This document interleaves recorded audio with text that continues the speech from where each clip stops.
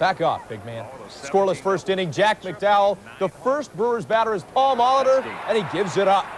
Molitor takes him deep, his 31st career leadoff home run. But get a load of this. That was the only hit that McDowell would give up in the game. Bottom of the 8th, it was out of hand, but not for Jack McDowell as he gets Dante Bichette just standing there, kisses the corner with a pitch. Of Dave, almost 41 years old, Winfield. That's Frank Viola, and he was the story on this night.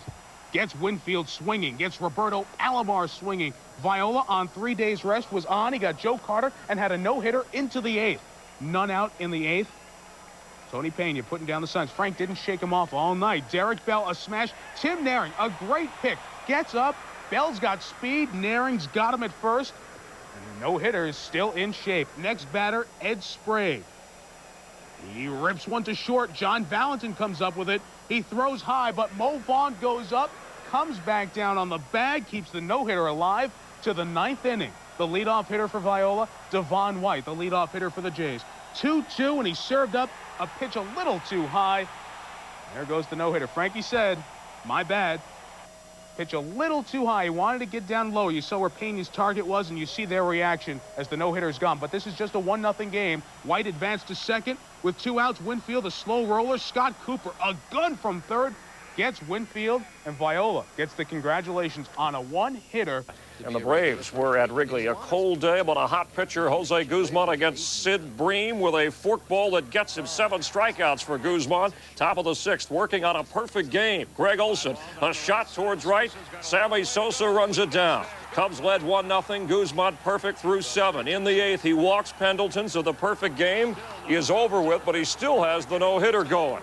Deion Sanders in the pinch run, but he wasn't around for long. Rick Wilkins out from behind the plate and guns him down. On to the 9th. The no-hitter still intact.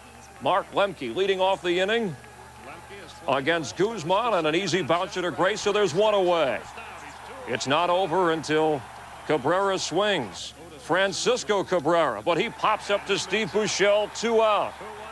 So Guzman is 1 out away from the no-hitter, facing Otis Nixon, and he does what he couldn't do in the last game of the World Series. Base hit to left, so the no-hitter is gone, but not the game. Guzman settles down, gets Jeff Blauser on the pop-up to short. He finishes with a one-hitter, and the Cubs win 1-0. Mark Grace, with a couple of hits in the game, drove in the only run, and just... On Jimmy Key, facing Rene Gonzalez and getting him swinging. Key, no-hitter, into the 6th. Now in the bottom of the 6th, 1 out. Key facing Gary DeSarcina, and DeSarcina lines the single to center. The only hit of the game for the Halos. Bottom of the 9th, Key with the strikeout. The complete game, a masterful performance. Kramer was on cruise control. Canseco down again. TK, K8. Indians up 4-1 in the 9th, and Kramer with a one-hitter catches the comebacker. He retires the final 17. Rangers facing 1 more than the minimum of 27. Indians win it 4-1. Kramer's kennel. The Freeman didn't throw at Belcher. More about that in a second. In any case, Belcher was the story. Fastball blazing and bending breaking balls and getting Barry Hill and company to go flailing at pitches. 10 strikeouts for Belcher as the Reds win 4-0. And McDonald trying to help him. Facing Felix Jose. Frozen with a bender. McDonald was outstanding. Homers this year. It's Jose again against McDonald. Fastball, no arches there for McDonald, just straight heat. Matched a career high with 9 strikeouts and got some help in the field. Cal made an error earlier, but makes a great backhanded stop and stops Gary Gaetti from a hit. McDonald cruising. A one-hitter. Jose again, struck out again, frozen. McDonald retired 13 of the last 14. Then in the pizza portion of the ball game, Mike Moore gives up a single to Wally Joyner.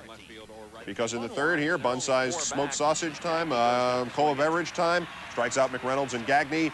Then in the 9th, 2 men on during the real estate portion of the game. Brett up the middle, but check out the play by Trammell to Whitaker. How many times have we said that? Mike Moore. No jokes about the Tiger pitching today, a one-hitter. Jim, you can see signs of what action on the strikeout pitch to Diaz. In the 5th, no score. Dean Palmer at the plate. And Apier is working on a no-hitter. 16 straight. He did walk Dan Peltier in the 6th. In the 7th, still a no-hitter with 2 outs. Rafael Palmeiro hits a pretty good slider to the bullpen and right. Gone is the shutout. Gone is the no-hitter. The big hurt. He hurt the Sox Tuesday night with a home run. He goes deep again.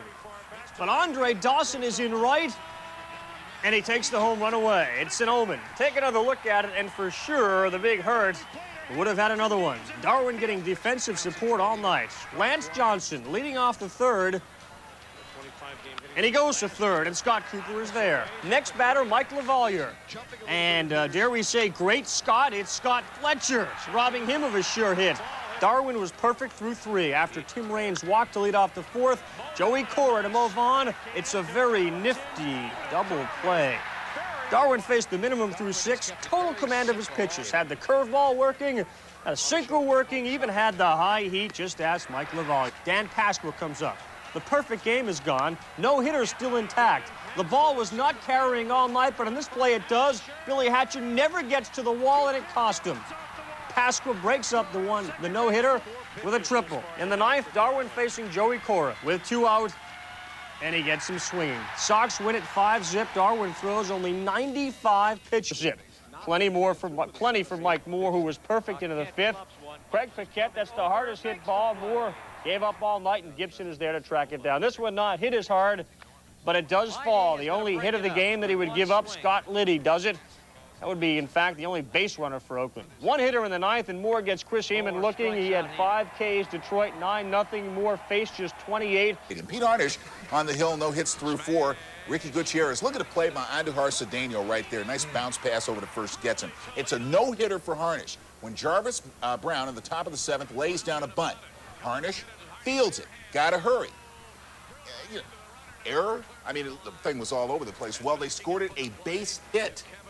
Thank you for the home cooking in my own home stadium, says Harnisch. Another look at it. No chance to make the play. It looks like an error all the way, but they give him a hit. Wynn gets some support as Keith Kessinger shows some nice range, gunning Ricky Gutierrez in the 6th, and Hal Morris, nice scoop. Pugh took a no-hitter into the 9th, strikes out Gutierrez for number 1. Pinch hitter, Billy Beane. And Billy Beane takes the 2-1 pitch. Here it is. Stretch pitch swung on, just past the diving Kessinger.